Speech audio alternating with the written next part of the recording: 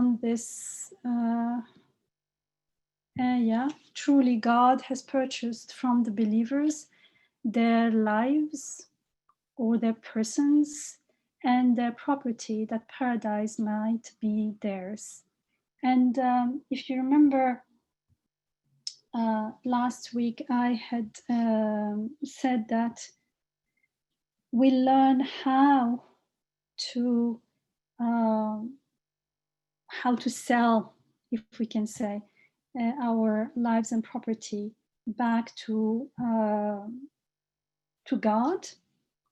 But before that, we'll see that Imam Nursi first, rahimahullah, he argues about the reason why, or the reasons why we need to make the decision to actually sell our life and property to God. And I think that's very important, because unless we clear, so there is this, he has an argument before he tells us how to use our life and faculties in order to sell them back to God. There is the argument of, or he's trying to persuade us to make this decision, to understand that if we don't make this decision, there are lots of drawbacks. So if we have no such a decision, it's very detrimental to us in this life and in the next. And if we make the decision to sell, then the benefits are awesome in this life and the next. And I think that decision, that choice is essential. It's very important, because only then we will feel the need to truly understand the how and act accordingly. Otherwise, it will remain as information, because we won't feel deep down the need for it, because we have not made that decision. This decision is a life-changing decision. It is. It changes the whole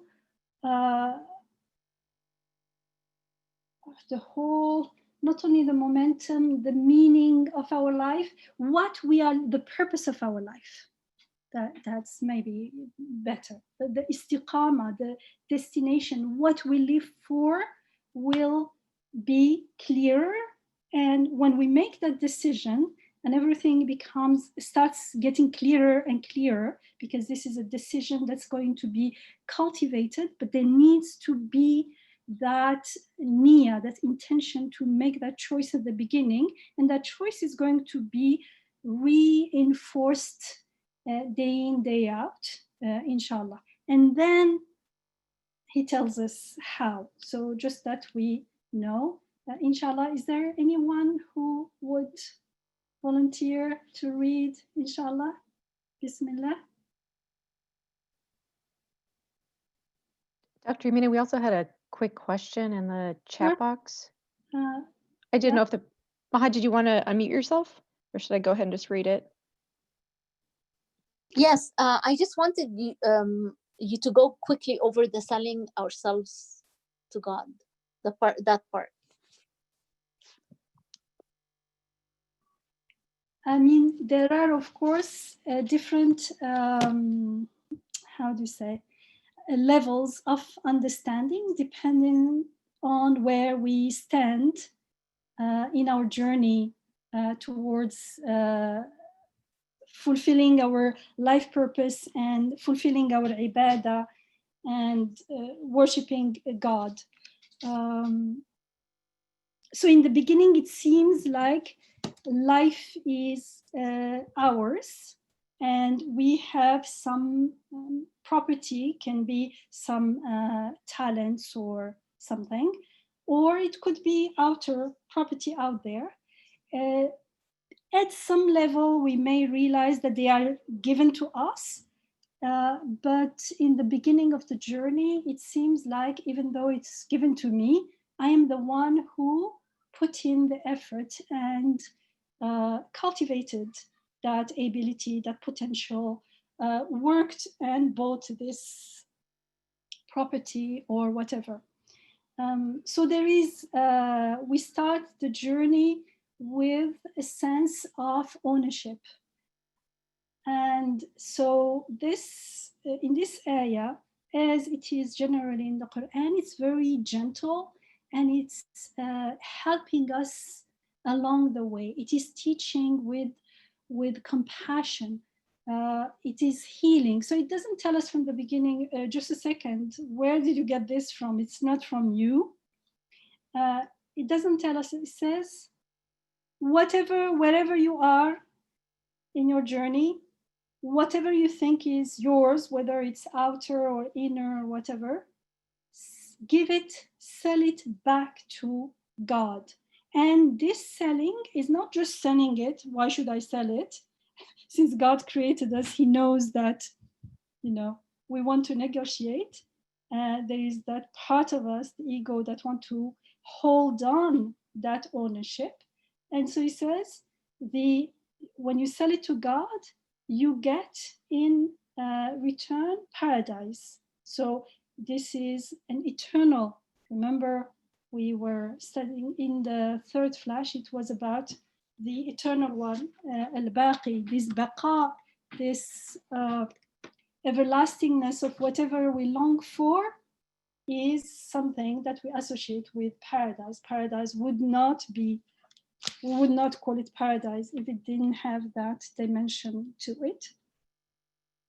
So this is the promise.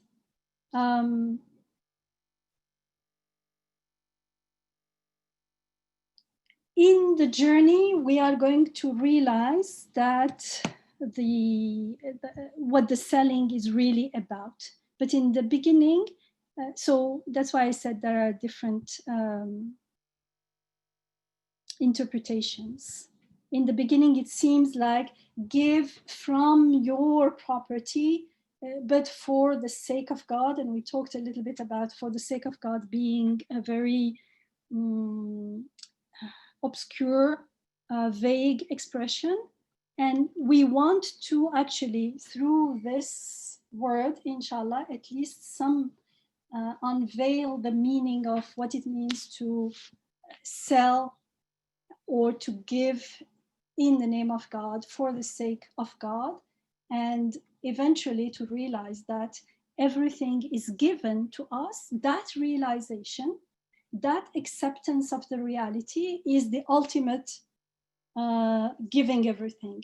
After that, if we truly can achieve this way of being, after that, then it will be easy to give as we are told, live as we are told, because then we would be aware that truly what I call my life is not my life. It is right here and now being infused into me. So how can I claim ownership over it? We only claim ownership to the extent of our Rafla, but Rafla has been so much part of who we are that it takes a life journey to get rid of it layer by layer. Generally also in the Quran, and therefore in the Risale-i-Nur, as we seen in the 11th word, for instance, there are two stands, two attitudes we start with in life. One is humility and one is arrogance or conceit, the conceit of imagining or taking for granted that we exist independently of our Rabb. We are unaware of our Rabb, even when we do not deny the existence of God. So that humility is like, these are the precondition for Iman or not. So in order to have Iman, to have true belief, because true belief means knowing God and surrendering to that reality. I can only know God to the extent that I know myself.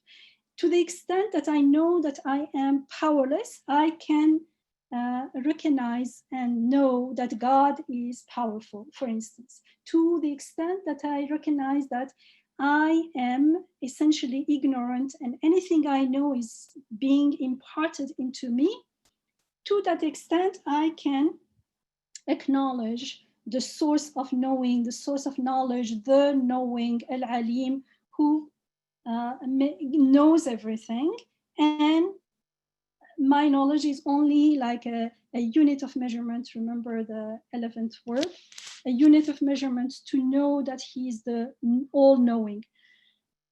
Sorry.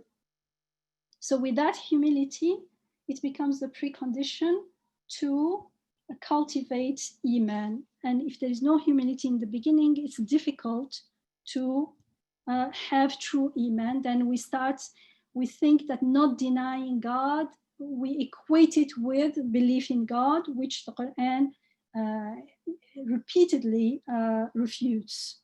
So once we are in a state of humility, then there comes the intention. Once we have the intention to accept the reality as it is, to follow the teaching of the Quran, not to impose my pre-understanding on it, but to be totally open, listen and follow. Then Imam Nursi talks about two attitudes. He calls one, according to that intention, there will be two ways to perceive the world. One he calls harfi, one he calls ismi. The harfi is from harf. Harf means a letter in Arabic. A letter has no meaning in itself. It is always indicative. It has to come with others to indicate a meaning. When you look at a letter is just a shape that has been assigned a sound. And so it represents the sign, the ayat in the creation. Ismi comes from ism. Ism is a noun. A noun seems to have a full meaning. It seems to be independent. And so you can imagine ismi is when we imagine that when we think we are independent, we live independently of the world and therefore of our maker, then we see everything as independently existing and we don't even question it. That's the ismi perspective. And the harfi perspective is when I start becoming aware that I am being sustained here and now, and therefore my life does not have a meaning on its own independently as it seems with a noun. It is more like a letter that is being written, like the words needs to be written. So it's not only in time, but also in space, because I exist in my environment. And this perception is extended to the whole world. And so you can see that in the first stance, there is, in the harfi stance with humility comes Iman, and there is this, the more I become aware of my faqr and ajz, let's call it vulnerability. Faqr is needs and neediness, and ajz is powerlessness. The more I accept that this is my reality.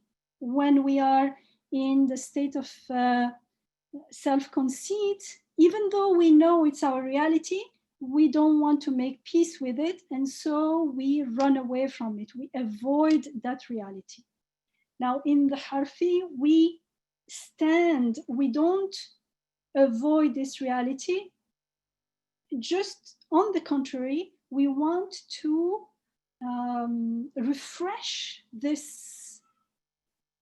the awareness of our vulnerability. We embrace it, we acknowledge it with gratitude, because it's through it that we get to appreciate the extent of our dependence on our Rabb, our sustainer, and the extent of his generosity, his givenness, his sustaining us, his everything, all the beautiful names of God. You can list all of them. That's the only way we can appreciate them and taste them and become aware of them.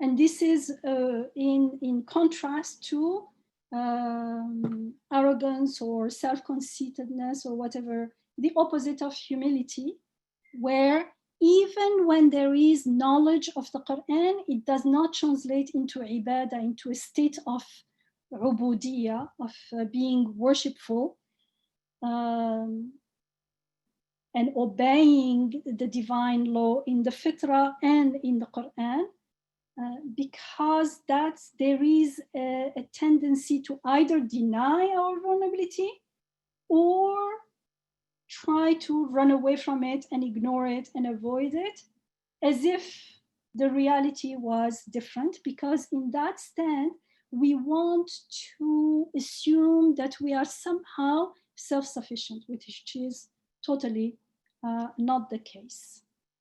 And so now, according to these two attitudes, and therefore these two potential perceptions of the self and the world, we start using our faculties, our intellect, our ruh, everything. Even the ego has been created with the potential to worship God.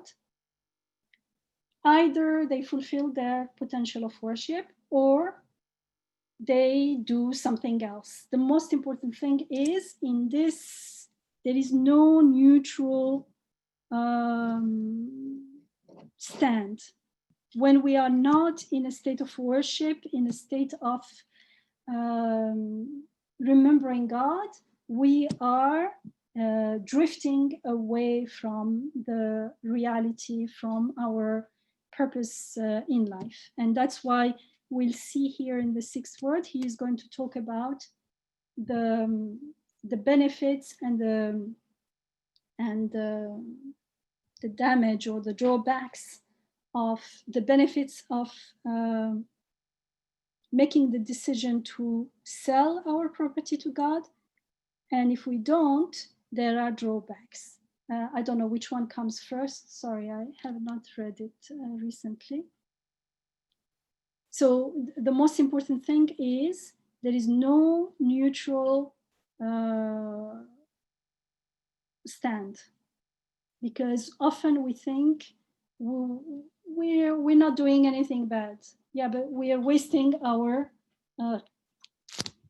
what is given to us, because when we're saying if I feel that I'm not doing anything bad, I am in a state of disconnectedness with my Rabb, with my reality of being gifted with life right now, sustained in life, being given existence right now.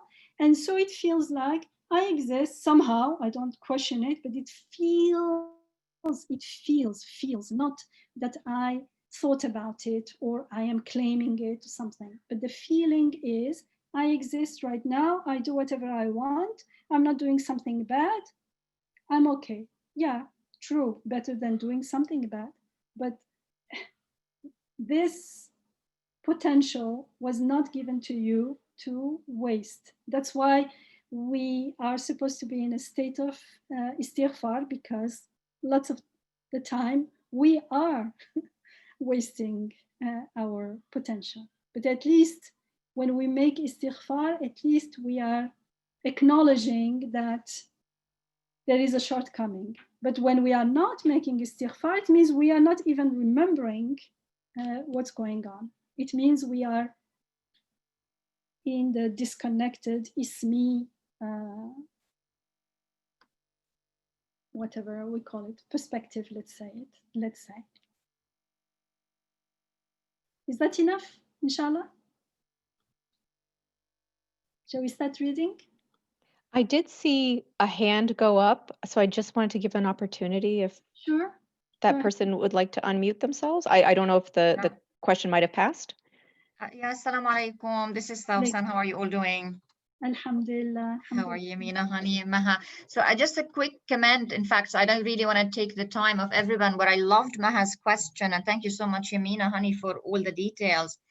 To me personally, when I read this ayah, for some reason, I find it humorous.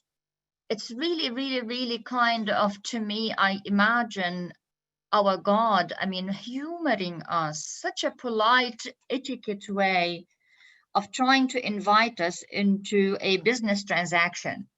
And those of us who know whether it's business or trading, you have to own something, as you said, Yamina, in order to trade it or to sell it for benefit, etc. And of course, God could have said, that, I made you, I created you all, you really don't own anything. So here is the deal. But it's really said in such a humorous way to invite us to do a transaction of a thing that we do not own. And in fact, it could be like, if you think you talk to someone who is poor or in need, and you tell them, I want to make a business with you, they may take it personally, in fact. They may even get offended, like, hey, are you making fun of us? We don't own anything. How can you make a business with me? Or it could be interpreted in varieties of ways. But it's really amazing how God wants us to see the value, the benefit of this investment, the business. And we as humans, we love the business transactions, no matter in whichever quantitative or qualitative manners it could be described. And so I find that transaction of selling and buying, and supposedly if you want to make a business, you want to win something out of it. So the humorous part is that I don't own anything, but I'm supposed to receive a benefit. And God, I mean, what would he benefit in that business transaction? So the ayah is just amazing well to me of what perceptions we have of God. And as you always say, Amina, the names of God. So what names even comes to my mind at the time? What is the way that he invites me to seek him, to see him, to quote unquote, like a teacher, the extra credit opportunities he gives me, and the way he tries to persuade me as if I own anything and I will benefit a lot. And supposedly, I'm assuming he is as well, but he's not.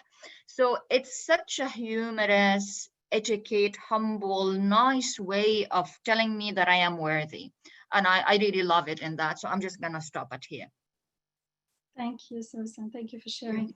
I was smiling because even with this so subtle and so like God knows us, so he knows that we are mostly this is going to take us from one stage to another. That's what tarbiyah is about. So this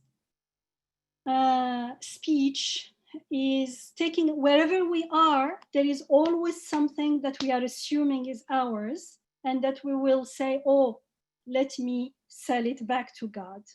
And of course, it's in the process of selling, as Nursi teaches us, that we will realize the process of selling will make us realize, if we're doing it properly as ibadah, consciously, we will realize that actually there is nothing that we own. And so that's where we find paradise. That's where we find the names of God. And paradise is in the giving. It's not after I die. When we don't do it consciously, when we don't follow, we don't know what we are doing, then even here, we are resisting. We resist how? we say, okay, I'll give you some of my life. I give you a little bit of time. I'll give you a little bit of my wealth. And we think, even sometimes we think we are sacrificing. In that attitude, which is the prevalent attitude that's the attitude, that the approach that we learned, there is paradise becomes our hope. After I die, if there is akhirah, Inshaallah, I will be given paradise. But here, Inshallah, we'll see how, if we do sell properly, truly, then paradise, or the evidence of paradise, the seed of paradise, the signs and the mirrors to the beautiful names, we will witness them here and now. They will be given to us here and now, within the selling, Inshallah.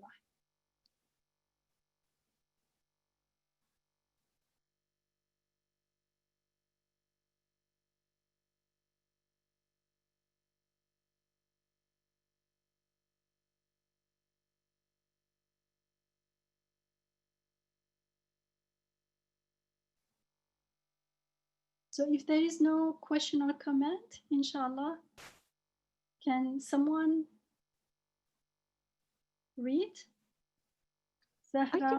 I can go ahead and read. I know there's 6 pages to this. How far would you like me to go? Just a second.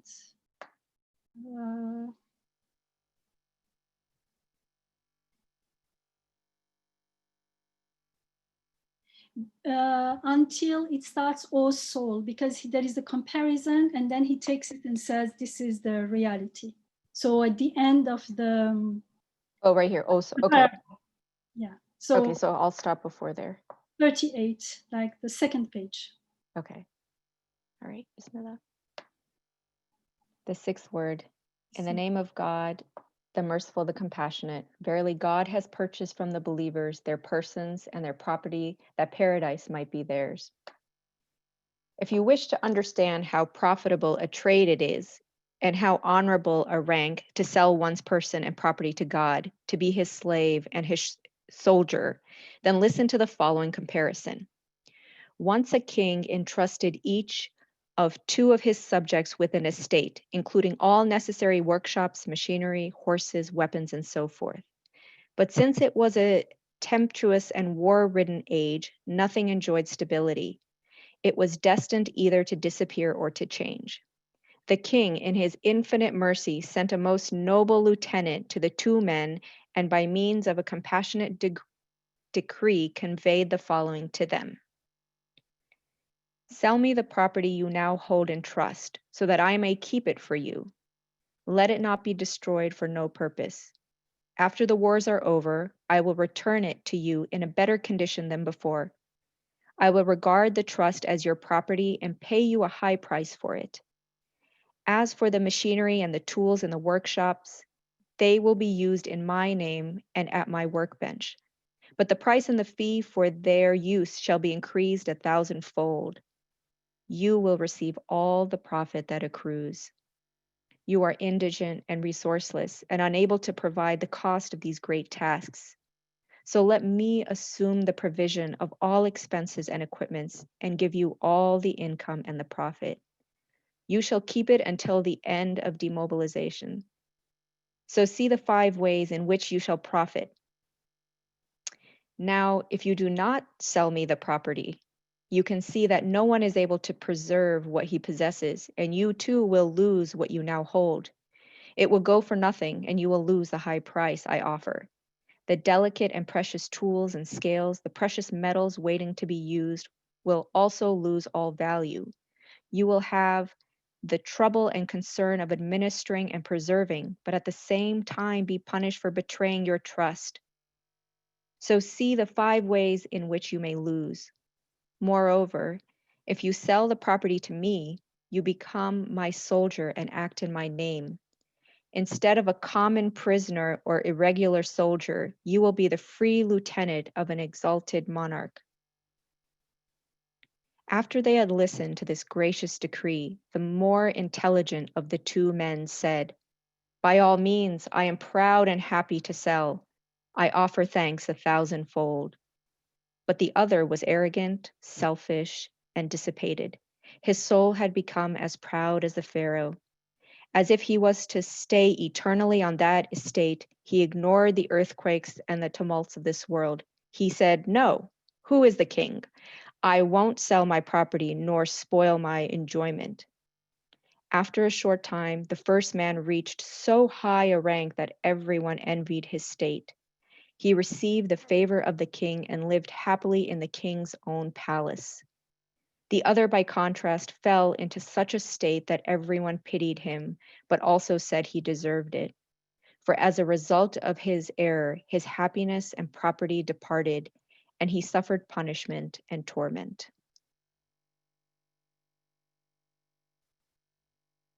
Shall I stop there?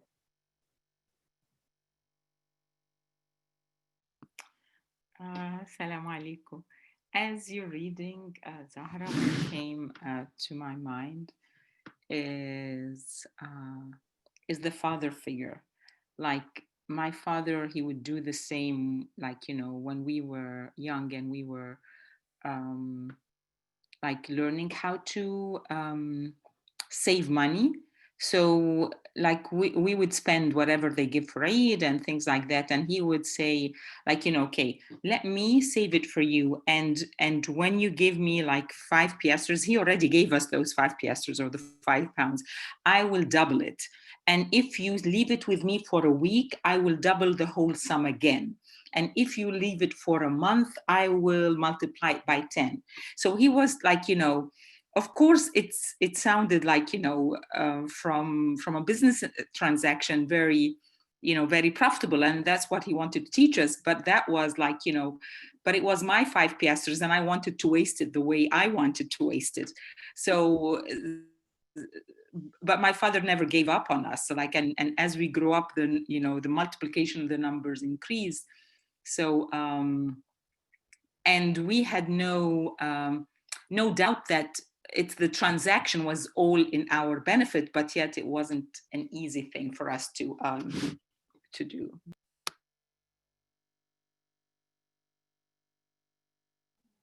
Yeah, that's why in the first part we are the author is first working. The argument is a persuasion that you need to make that decision first, because if we don't make that decision, then it's useless for us. Are we celebrating capitalist monarchy dictatorship here? What's going on? What made you say this, Maha? As usual, these metaphors to me don't make sense. They're childlike, they're shallow, and they are about power. Would you trust the president of Algeria telling you, giving you an offer like that? No. Would I trust any king or any president doing that? No. So it sounds like a patriarchal, industrialist, capitalist, you know. Why would we even want to go in that direction instead of directly focusing on the ayah? Yeah, but king is a name of God, Malik Yawmiddin. It means someone who has authority. God has authority over everything. And if we start with humility, we said humility versus arrogance in the beginning, then we can see through that this is a tool, the tool. So let's say something is very far and we need to use a telescope. We can argue about the quality of the telescope, do we need this kind of telescope, where it was made, or we can just say, okay, we need to look further, and the telescope is somehow a tool. No one is saying it's the best tool, but it's a tool. Here, there is someone, whoever is speaking in the area is speaking from authority, and that's representing it. If you, instead of king, we can say ruler, because they are all, for instance, here when it says slave in the second line, it's abd. Abd. So abd in Arabic, yes, it has the meaning of slave. However, when it's used in relation to God, it is used, it has a meaning of worship. So when we say abad Allah, we mean he worshipped God, he served God, adored. So ibadah is service, worship, adoration. And it does include an aspect, an element of obedience with humility, with submissiveness, but there is a huge difference. So I would not translate abd as slave here. Why? Because in the context of, in relation to God, it's a choice that I make. I choose to obey and surrender to God. Someone may say, yes, if you don't choose, it's your loss, but still there is a choice. However, when it comes to abd of a human being, slave, then you feel that there is coercion and you're forced to obey the human master. So king, say ruler, whatever you say, why do we go into all these things? There is authority. Whoever is breathing into me now has authority over my life, whether has nothing to do with capitalist system.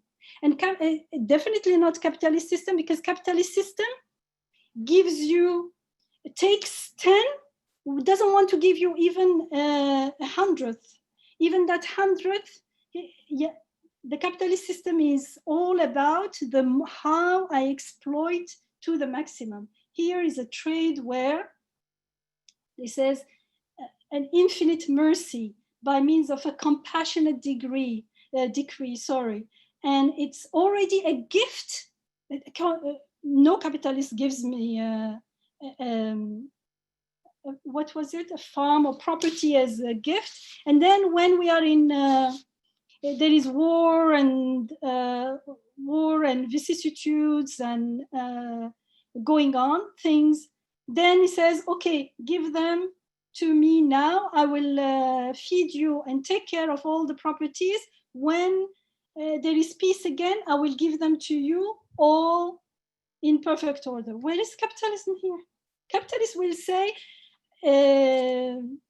when it comes to loss, you take 100% responsibility. When it comes to benefits, I'll give you a tiny bit. May I add something, Yamina? I'm sorry. Yeah, I think we need to keep the perspective correct. The perspective here is to make something that is usually difficult for us to understand because of the ego. We say, yes, God gave us life, but it feels like life is mine. So in order to get closer to this reality that your life and all your senses and faculties and potentials and everything is a gift to you right now, and someone is taking care of it right now, he is using a metaphor, a parable, to bring that reality that is so far from us when we are not aware, when we are not in a state of Iman and Ihsan.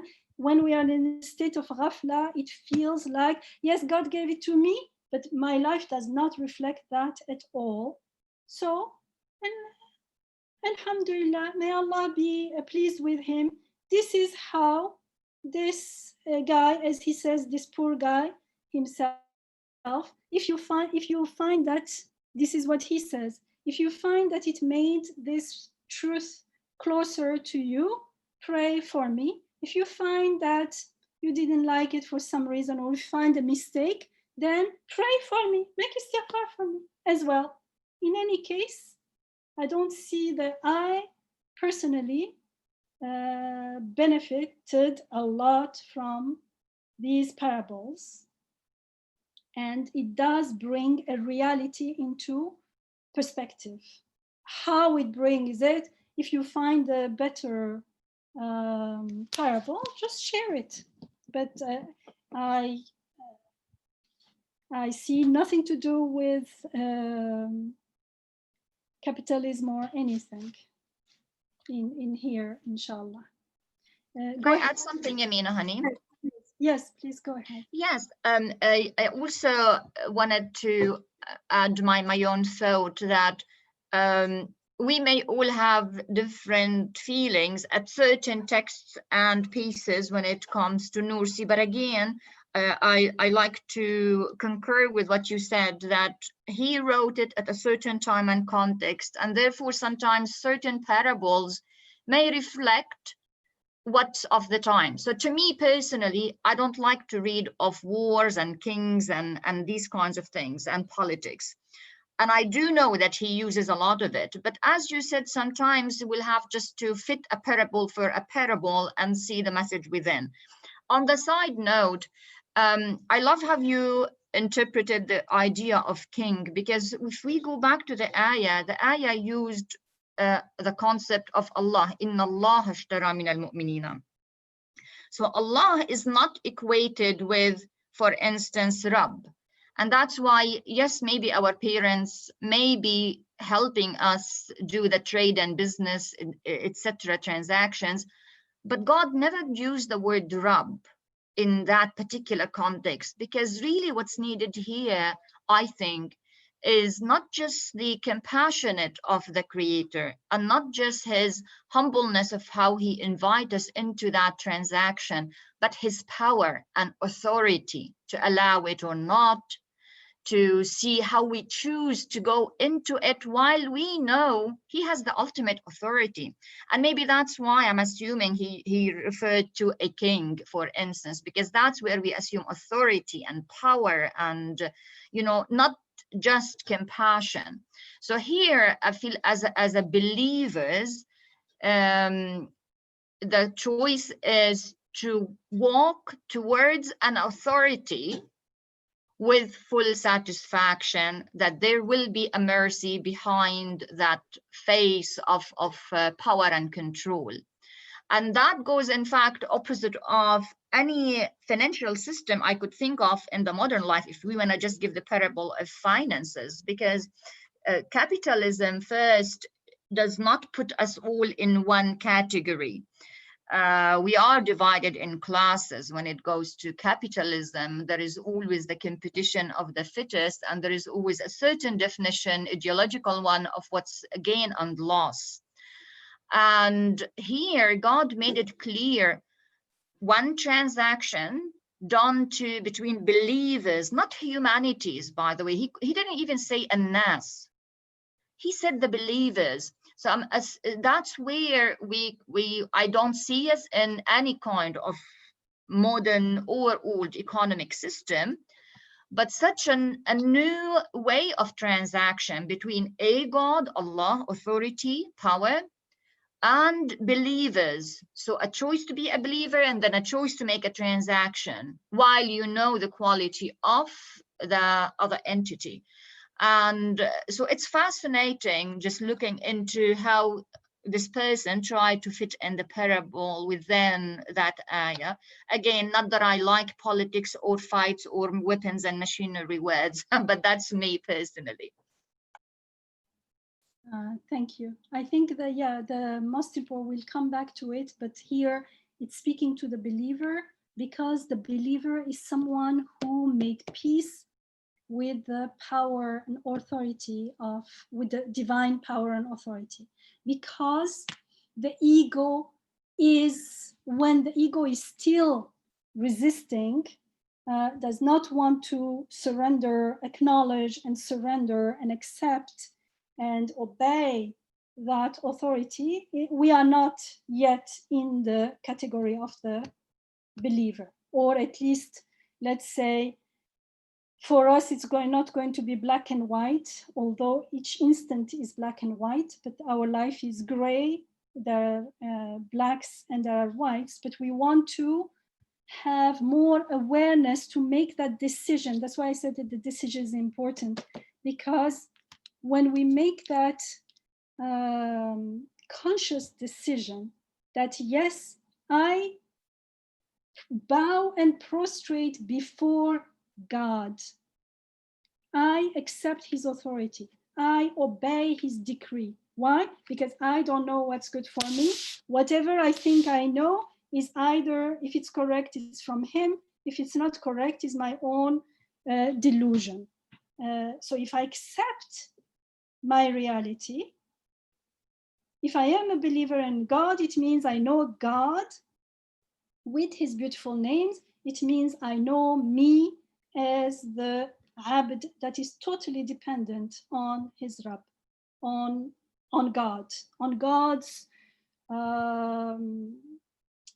here and now, 24/7. That's very important. And so a language of authority does not disturb me, because that's the reality. And if it disturbs me, then I have to make peace with that first, because the ayah is talking from authority.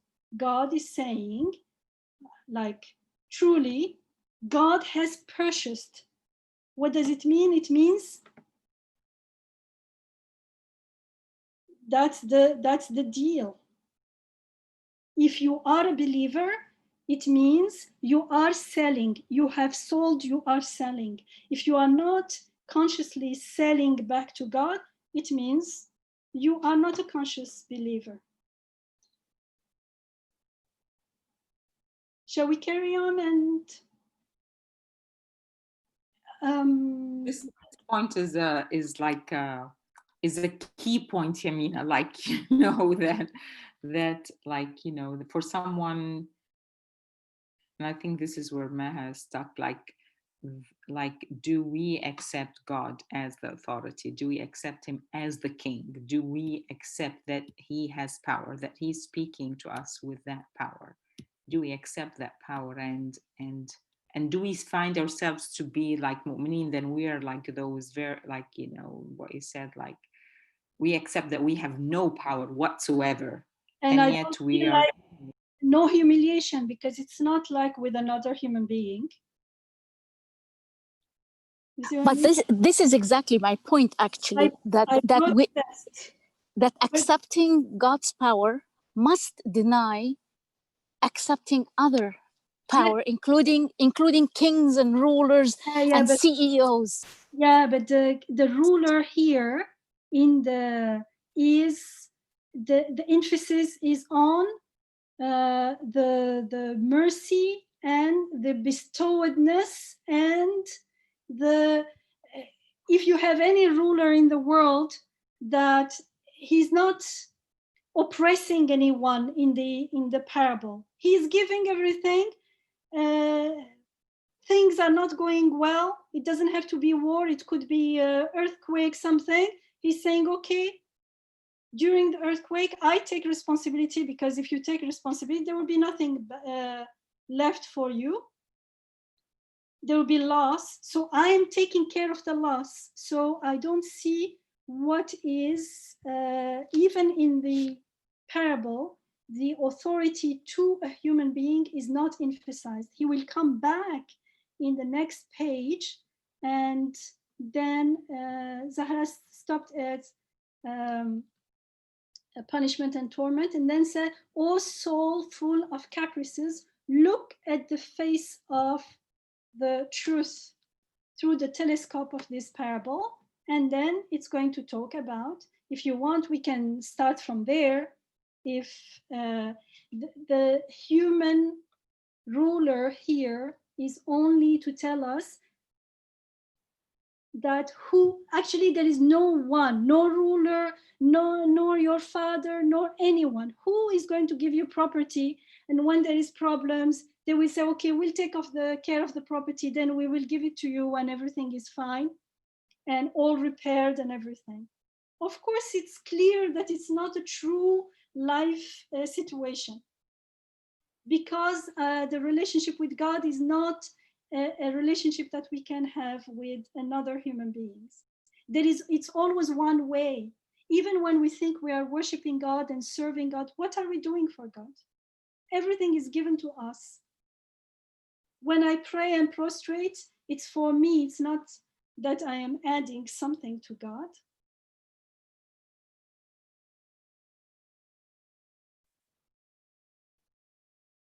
When we make full peace with divine authority, then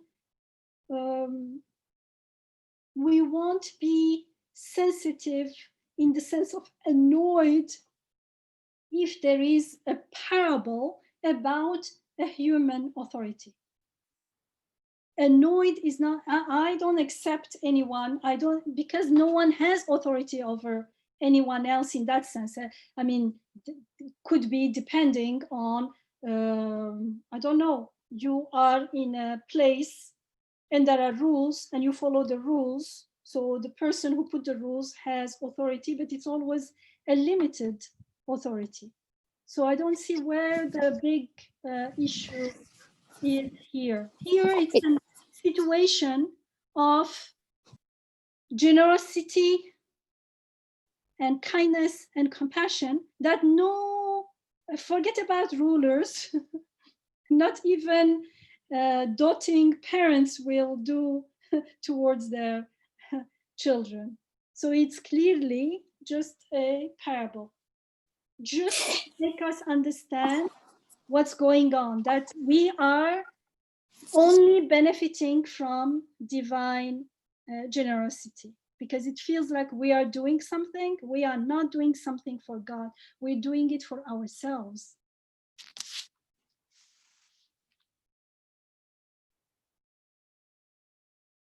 So if we can just carry on then and take the, since he's going to make the parallel anyways. Then Zahara, could you carry on the reading, please, also? Sure. Thank you. Mm-hmm. O soul of caprices, look at the face of truth through the telescope of this parable. As for the king, he is the monarch of pre-eternity and post-eternity, your sustainer and creator. The estates, machinery, tools, and scales are your possessions while in this life's fold. Your body, spirit, and heart within those possessions, and your outward and inward senses, such as the eye and the tongue, intelligence and imagination. As for the most noble lieutenant, it is the noble messenger of God. And the most wise decree is the wise Quran, which describes the trade we are discussing in this verse. Shall I continue? Yes, please. Okay. Verily, God has purchased from the believers their persons and property that paradise might be theirs.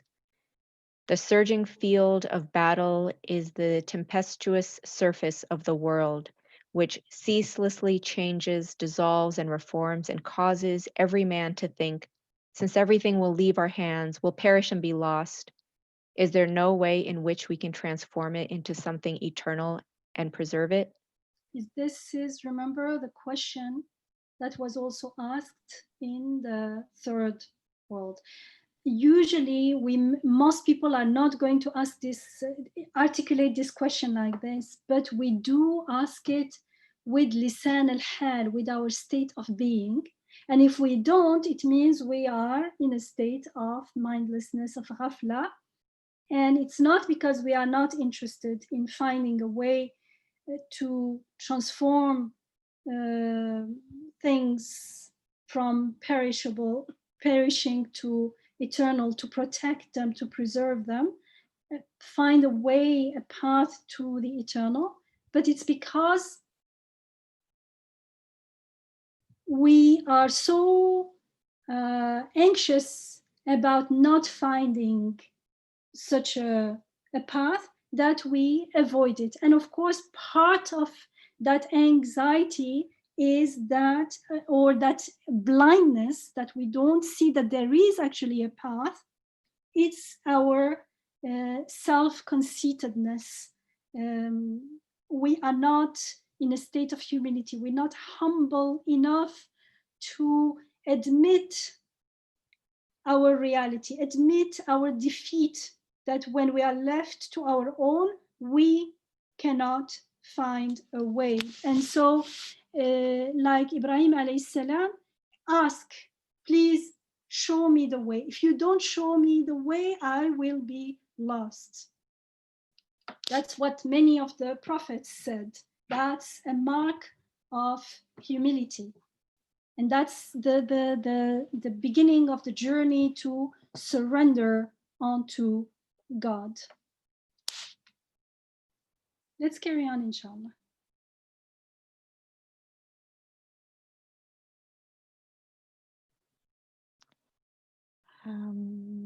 While engaged in these thoughts, he suddenly hears the heavenly voice of the Quran saying, "Indeed, there is a beautiful and easy way which contains 5 prophets within itself."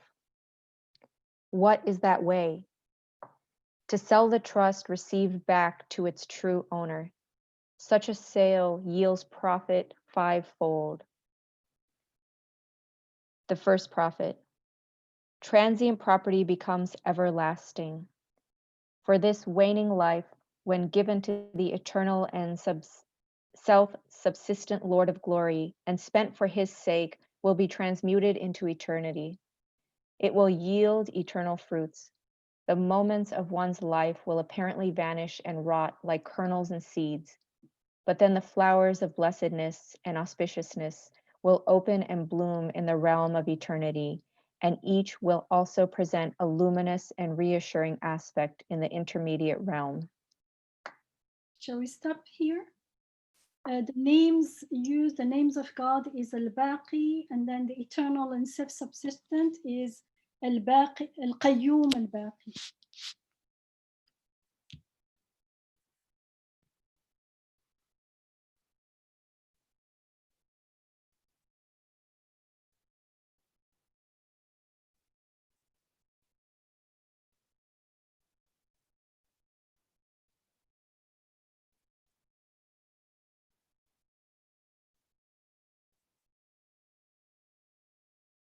Again,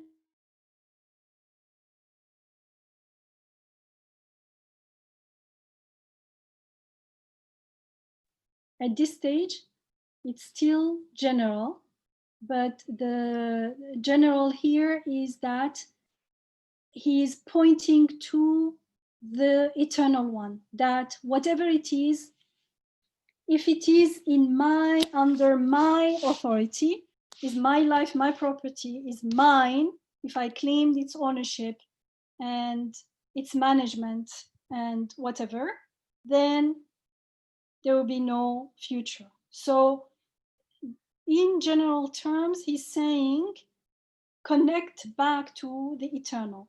How to connect back will come later.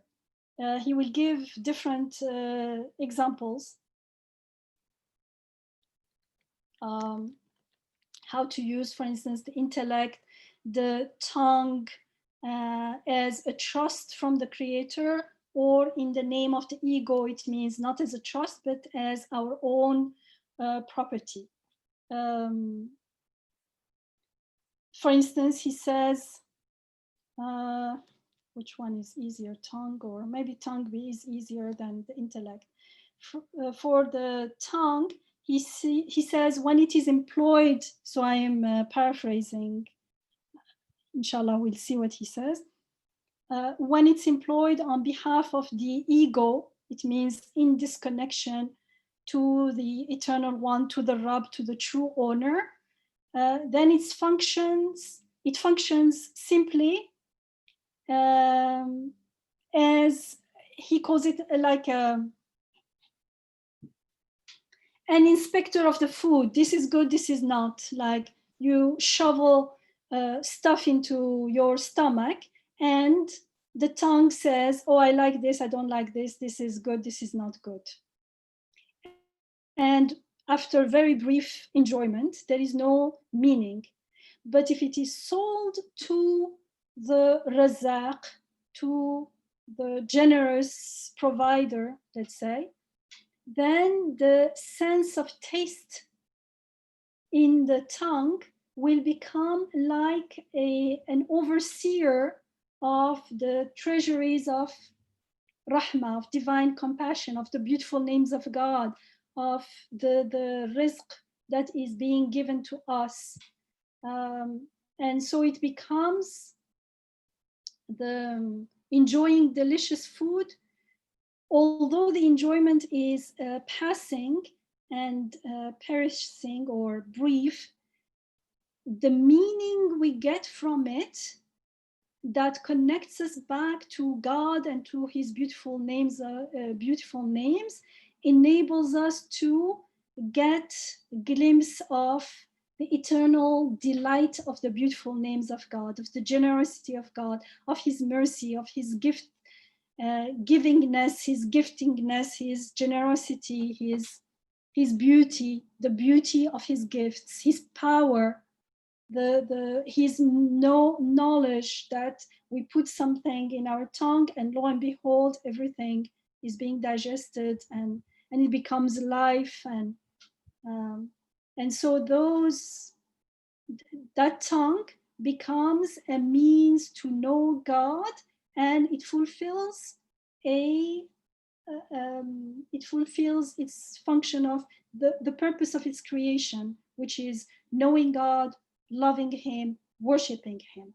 And so our eating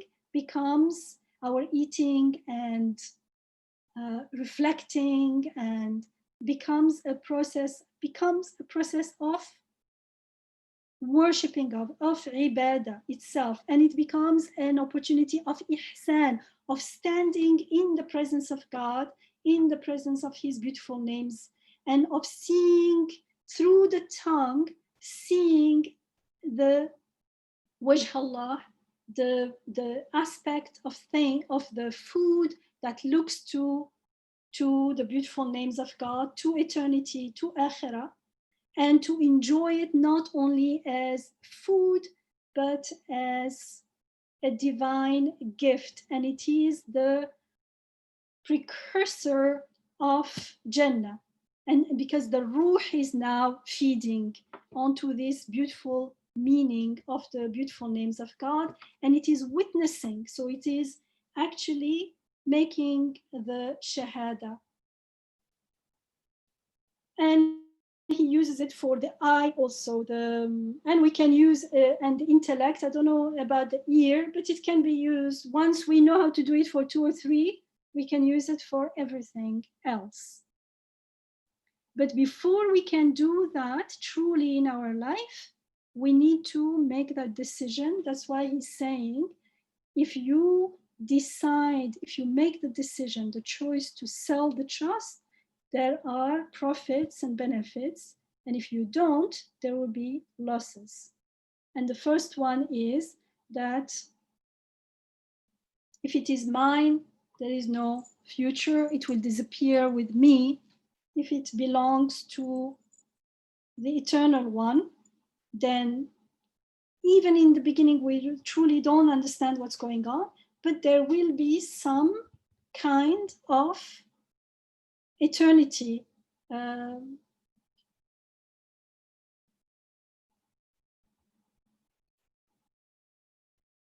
That's why he says transient property becomes everlasting.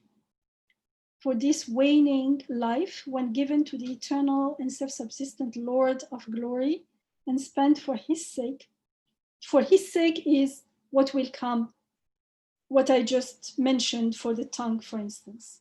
It will be transmuted into eternity. It will yield eternal fruits. The eternal fruits that are looked to the beautiful names of God. The moments of one's life will apparently vanish, and rot like kernels and seeds. Our life in this world, like yesterday, this morning, like it is vanishing. But when there is that conscious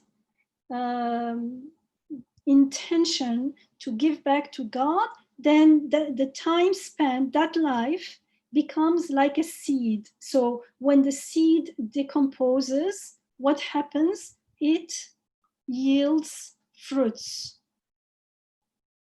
When then the flowers of blessedness and auspiciousness will open and bloom in the realm of eternity.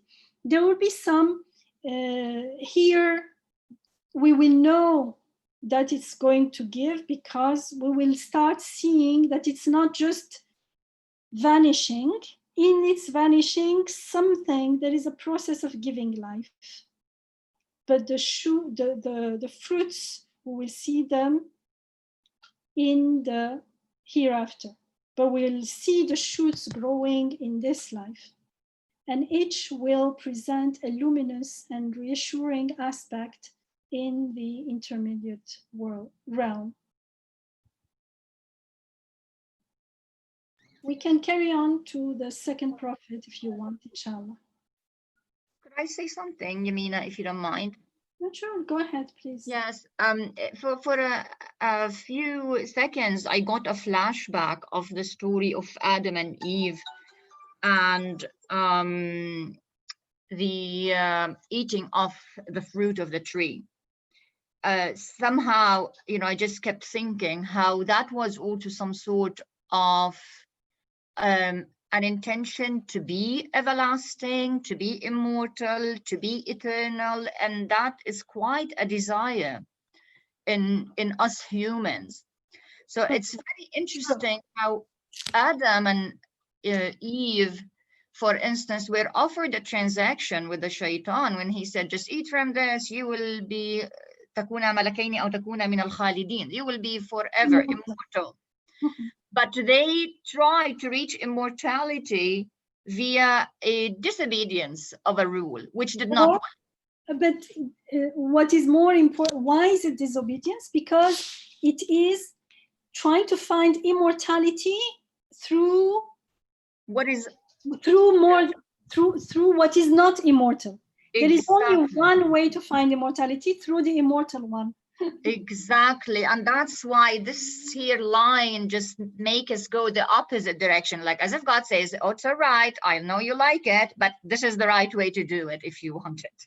Yeah, exactly. I mean, the desire and the need, we've been created with it. It's been given to us. That's the way we can find our way back to home, our way back to where we came from, our way back to God. But disobeying, so it's not like obey, disobey. Yes, it's true, but the obey, disobey have an existential ontological counterpart. It's like not just for the sake of do not disobey. It's like when you say to a child, don't touch the hot kettle. It's not for the sake of rule, it's for the sake of protecting the child. Here, it's saying sell it back to to God, the everlasting one, because there is no other way to immortality except through him. Anything else is perishing. As we are told in the third flash, it was the other area. Everything is perishing. كل شيء هالك إلا وجهه. Except his countenance, except what looks to him, except what is connected to him. True. So obeying means following the right path, the path that yields the wanted outcome.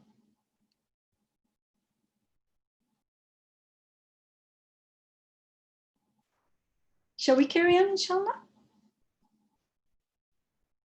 Yeah, I like, Jazakallah khair, Sahel. Thank you, Yamina. I like bringing Adam and Eve's example, because I think it's also a critical example. Because if we focus on the obedience and disobedience, then we're missing it. But if, like Yamina, like you highlighted, if we focus on whatever we're trying to, whatever we think can give us the eternal taste that we desire, can only be eternal. Like if there's anything that's non-eternal, it cannot give the eternal taste.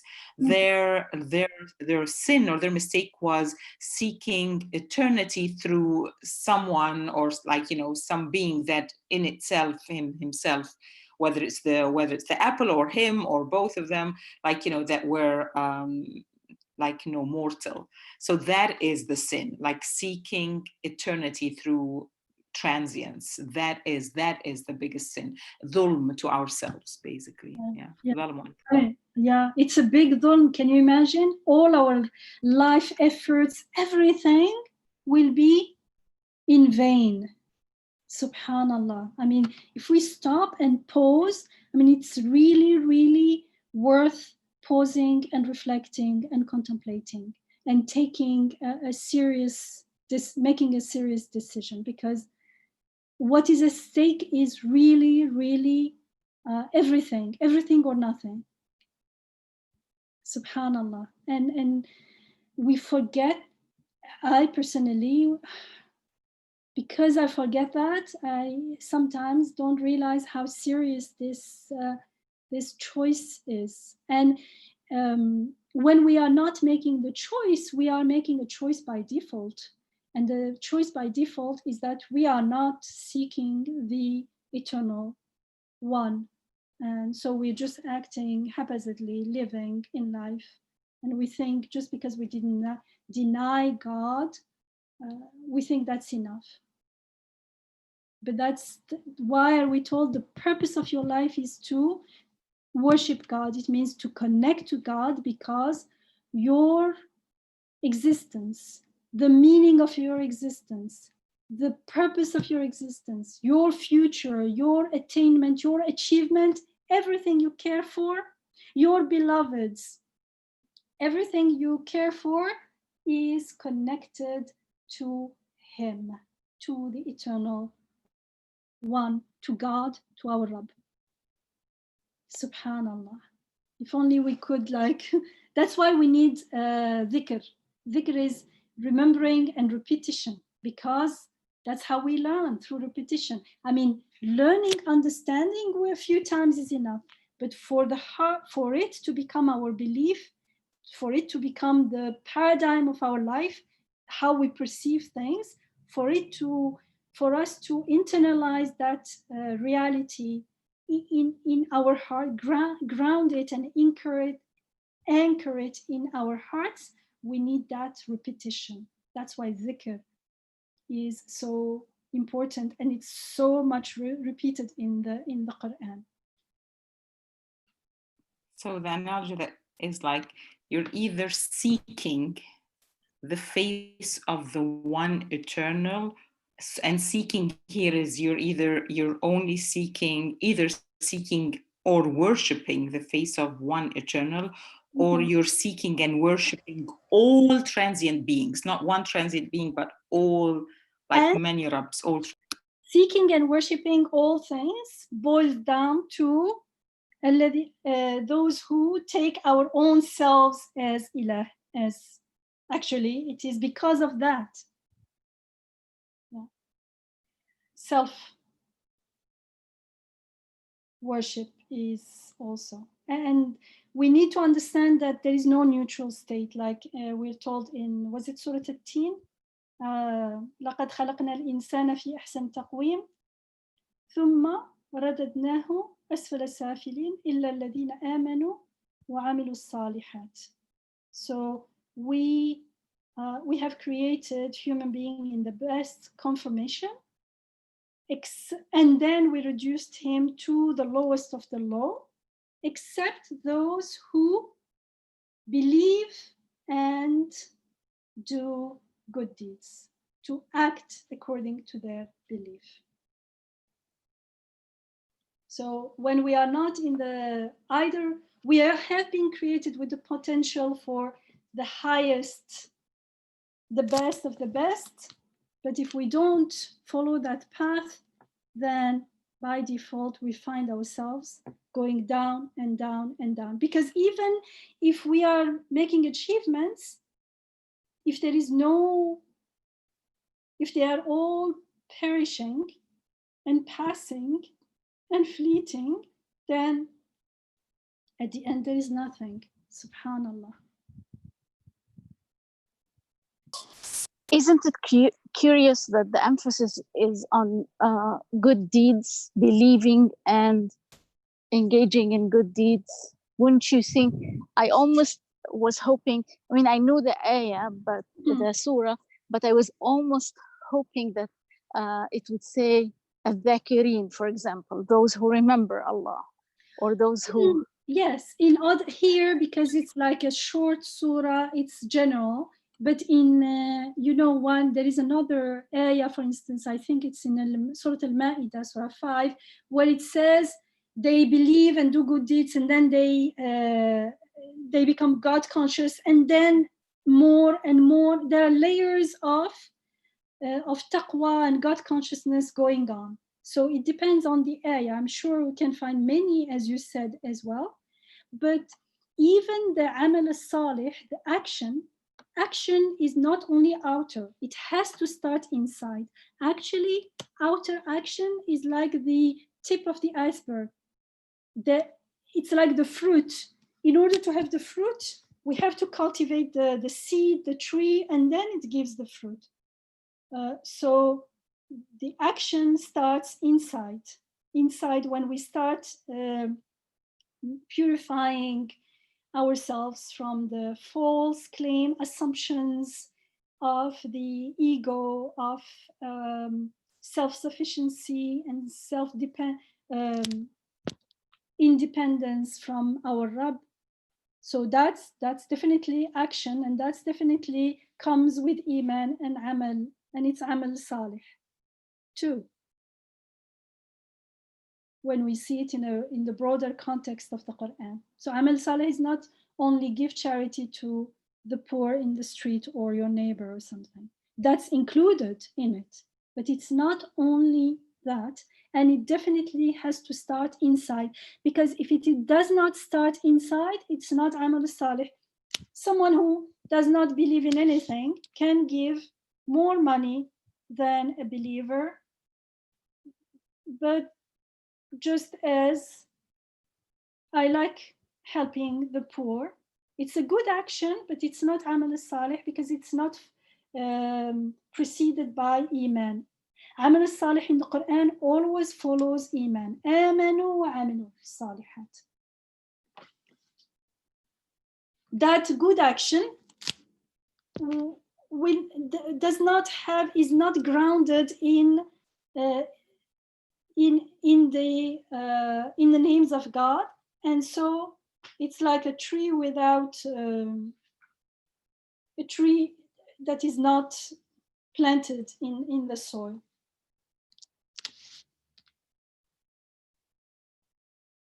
And that's why it's so important, because we want that good action to have a meaning, to be connected to the source of everything, to the eternal one, to the Al-Qayyum, the self-subsistent one. And that is through Iman. Iman has to come with knowing God. Knowing God, the other facets of knowing God is to know ourselves. Because it happens at the same time. The more I realize my ubudiyah, the more I realize his rububiyah, and vice versa. But the starting point is my humility, my decision to accept my reality of abd, my reality of being totally dependent on someone. In the beginning, we don't know him yet, but definitely I'm not doing it myself. It is done unto me.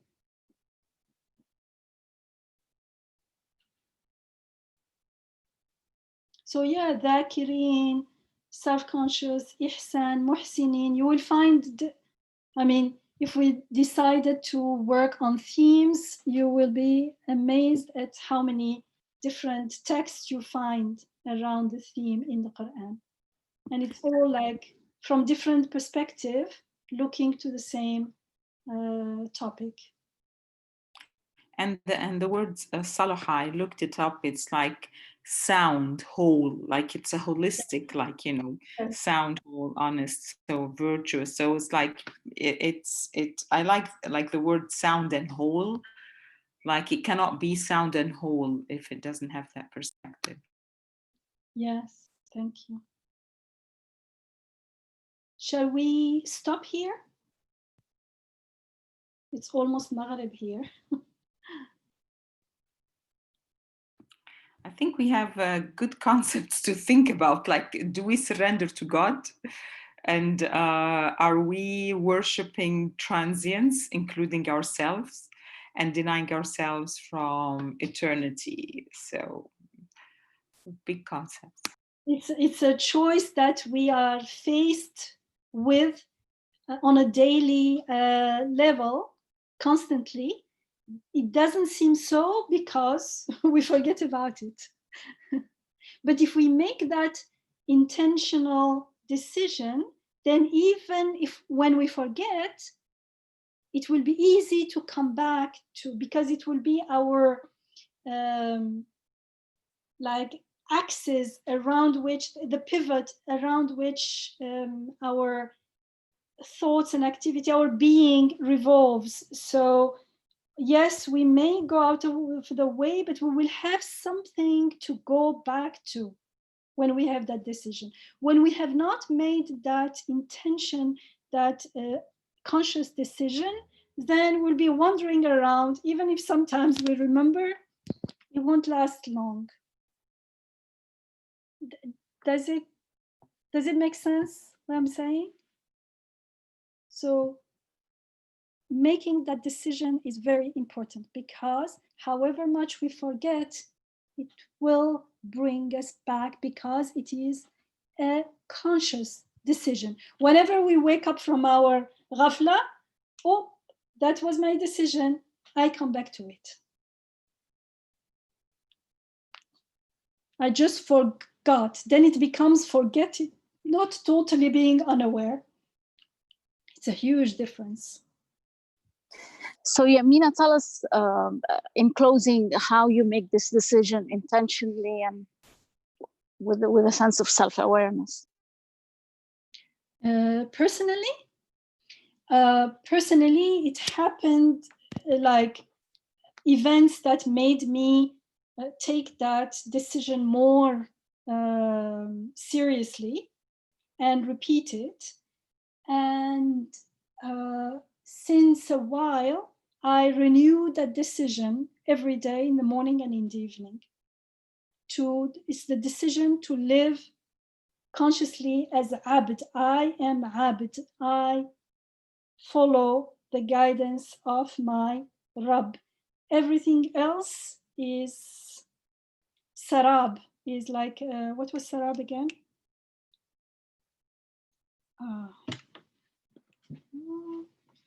Mirage. Oh, a mirage. Well, I mean, you can say an illusion, but it's not really an illusion.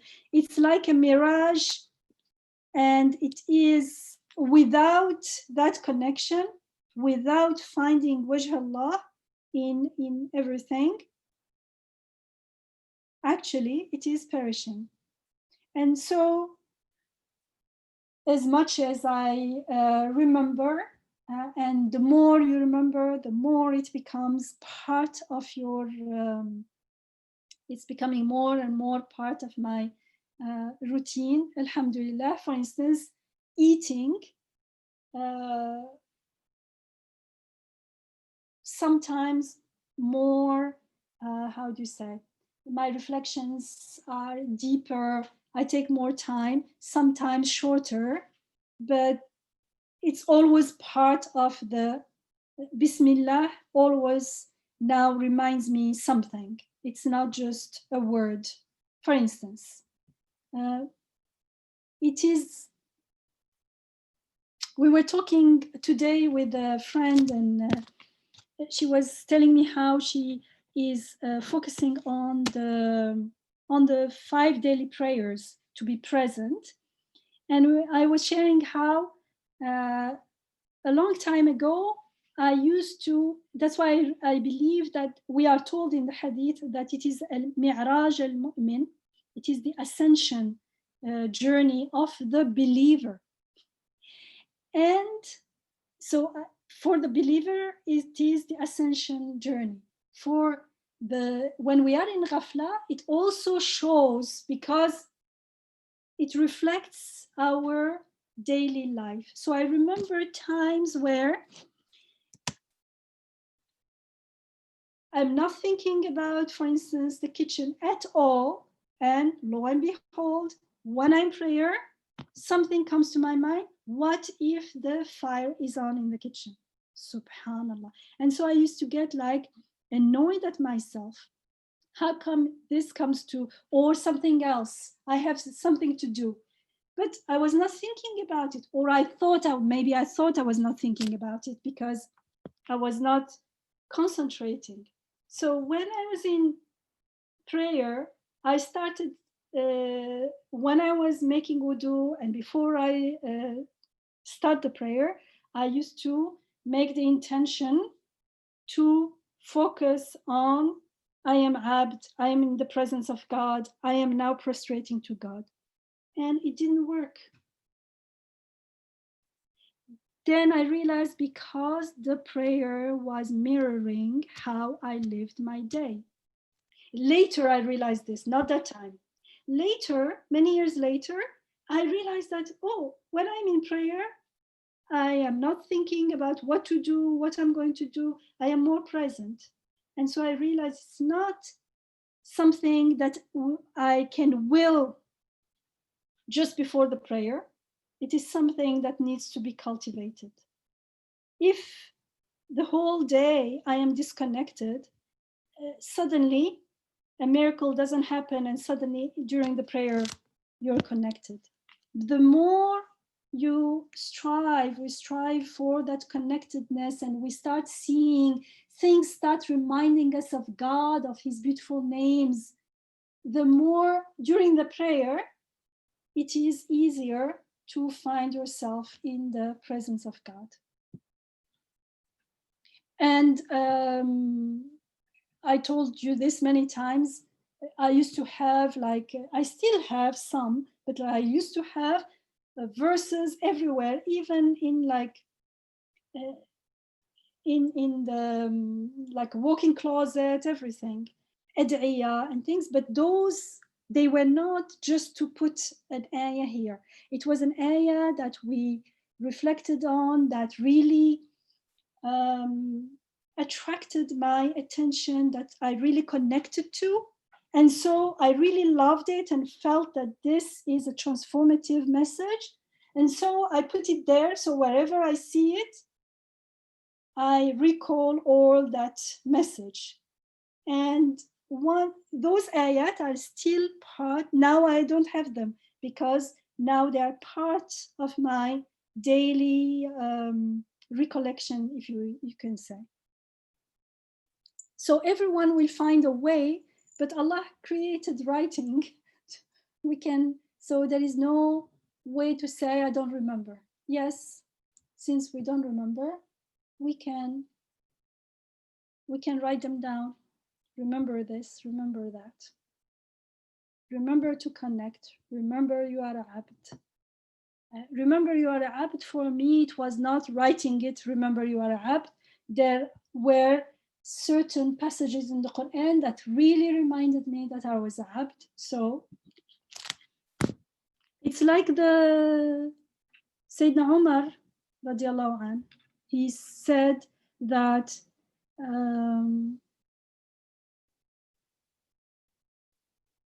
since the Prophet ﷺ used to remind them about death every time they were together. So when the Prophet ﷺ passed away, Umar radiallahu anh, he wrote Al-Mawtu Haqqun in a ring of his. He had it written so that it reminds him of death. Death is the reality of it. Means this world is passing. It means only God is eternal. Only the aspect of things that looks to God, Wajh Allah, is eternal. And so he had it written. This is human. وكفى بالموت وعظا. Was Death, the ring, Umar ibn al-Khattab's ring. Yeah, was it so? I thought it was al-mawtu haqqun. Maybe I know it as وكفى بالموت وعظا. Yeah, both of them have a good meaning, alhamdulillah. And it is related to death, yes. Death being the reality that we tend to forget, because once we forget death, as it says in the Quran, you were mushriks. When they say no, we were not mushriks, it says yes, you lived life as though you were never going to die. Because the moment we remember this reality, everything is upside down. What I think is important may not be important. When I give away, it seems like it's actually investment. When everything changes, the value, all the values system, our perception of everything changes. And we find we become more grounded in true lastingness, because we will have to find lastingness. We will truly feel hunger for eternity, and we will have to pause everything, find it first before we can carry on with our life. If we don't do that, it means we are still deluding ourselves. We are still avoiding the reality of death and transience. Transience and death, if we solve them, then we solve the meaning of life, in our hearts, in our souls.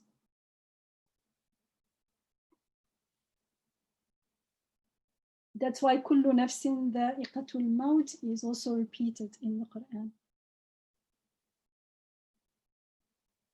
Yeah, so I think it's a journey, but in that journey is the willingness to take that decision, to make peace with our vulnerability, to accept it, to say, yes, I am prostrating to you in all conditions, whatever is happening. Yes, yes, yes. Everything has a meaning. Everything has a purpose. The fact that I don't see it, the fact that I don't understand it, does not mean much, because I cannot be the point of reference, because Subhanaka la ilma lana illa ma 'allamtana. Glory be to you. We have no knowledge except that which you teach us. So how can I claim if I don't know it, or if I don't understand it? It's not understandable. Like the saying of if my net cannot catch it, it's not fish.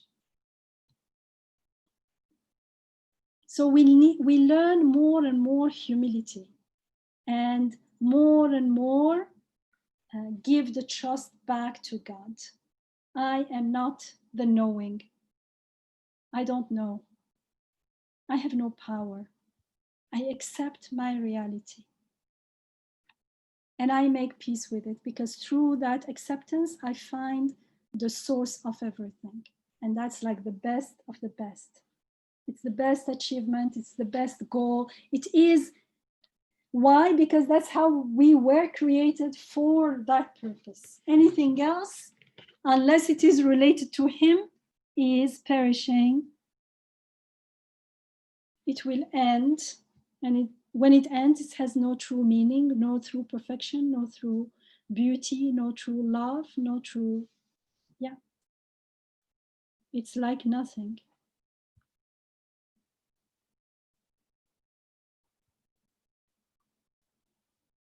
So shall we say سبحانك لا علم لنا إلا ما علمتنا إنك أنت العليم الحكيم وآخر دعواهم أن الحمد لله رب العالمين. الحمد لله الحمد لله حسبنا الله سيؤتينا الله من فضله ورسوله إنا إلى الله راغبون.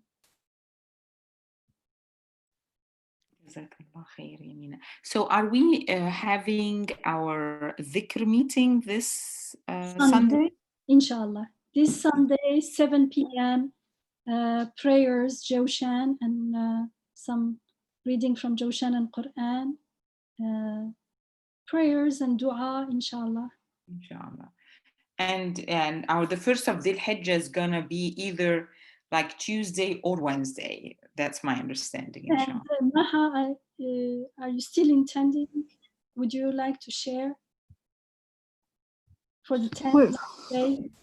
We're hoping. I wasn't gonna have time to organize until I'm done with this week, but we're hoping to organize nightly meetings in observance of the 10 days of the Dhul Hijjah. A lot of people like to fast, and it is recommended to fast actually. So it's also in support of fasting, but the discussion would be to reflect on the story of Ibrahim, Prophet Ibrahim alayhi salam, and what it means for us, especially that he is the father of Tawheed. So the focus would be, remember 2 weeks ago, Yamina said Tawheed was healing. So the focus would be the Prophet Ibrahim and the healing of Tawheed in that message.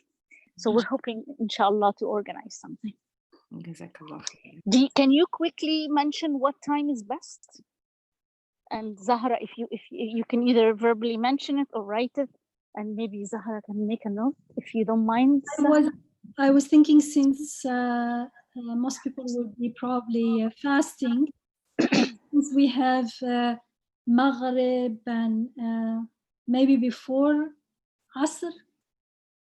Yeah, I think earlier on before Asr would be better, like earlier in the day. Because between Asr and Maghrib, there is some time, but like now, Maghrib, there isn't much time between Maghrib and Isha. And yeah, so if we can have it like earlier, I thought it could be better, but let's see what everyone says, inshallah. And are you interested? I am interested, inshallah. Thank you, Maha, for organizing this. And we will also need some, Maha will take care of it. So we'll have different voices, inshallah. Yeah, like we had in Ramadan. Yeah, I'll be happy to kind of mark down once the days and times are shared, and I can post it to the Receiving New Reflections group as well. Thank you. Jazakallah khair. Thank you. Thank you. Maha, I thought it's good to mention it, so it will be a dua. It will be. Yes, may Allah make it happen. I'm sorry I had Inshallah. Yes, inshallah. Inshallah. Well, Jazakallah khair, Dr. Yamina, and thank you everyone so much for joining us. And inshallah, next week for the Quran study, we will continue with the 6th word. And as you've heard, there's other events happening. So inshallah, we'll keep you updated on that in the newsletter and also through the Receiving Your Reflections WhatsApp group, inshallah. Inshallah. Thank you, Zahra. Thank you, everyone. Fi amanillah. May Allah protect everyone. في أمان الله. جزاك الله everyone. جزاك الله خير يمينة. جزاك الله خير زهرة. Thank you. عليكم السلام ورحمة الله.